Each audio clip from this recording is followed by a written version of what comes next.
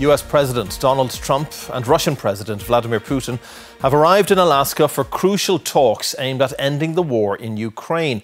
The two leaders have shaken hands and begun discussions at a US military base in Anchorage, with Trump hoping to secure a ceasefire after more than 3 years of conflict.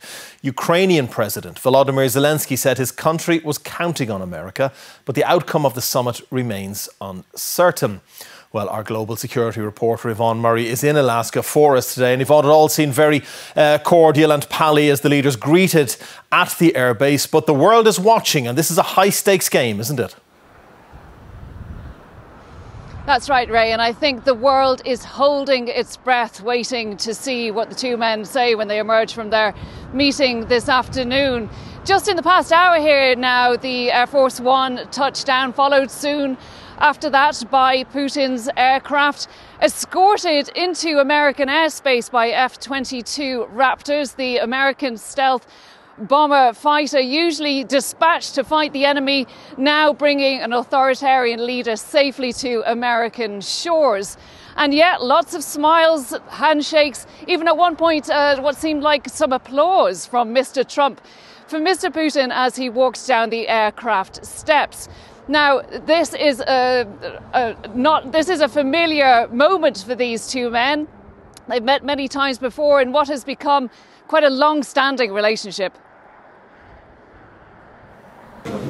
Nice to be with you. This ex-KGB officer and former reality TV star have met many times over the years, building a rapport, it seems, of mutual respect and even admiration. A lot of very positive things going to come out of the relationship. When Vladimir Putin ordered a full-scale invasion of Ukraine, Donald Trump blamed the then US President Joe Biden, claiming it would never have happened on his watch. Mr. Trump said he could finish the war within 24 hours of taking office, but he was wrong.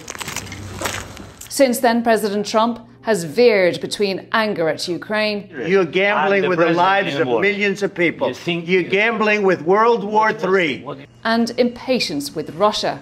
I don't know what the hell happened to Putin. I've known him a long time, always gotten along with him, but he's sending rockets into cities and killing people, and I don't like it at all, okay?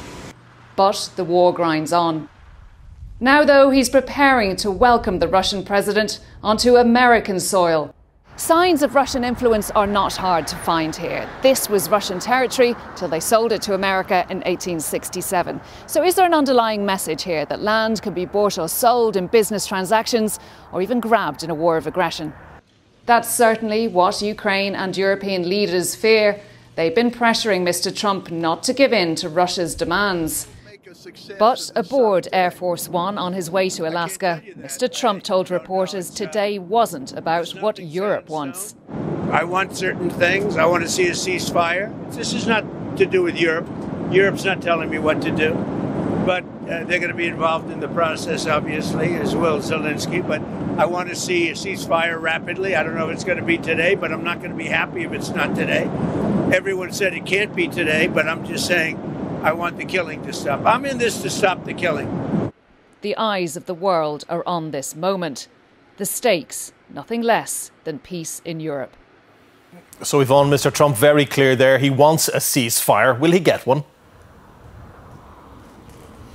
Well, look, Ray, I think that Mr. Putin is very good at telling the American president what he wants to hear. I mean, they may come out of this meeting saying that they have declared a ceasefire, but there's no reason to think that Mr. Putin will necessarily keep to that.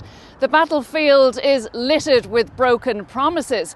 But whatever happens this afternoon, I think it's clear that Mr. Putin has already got what he came for.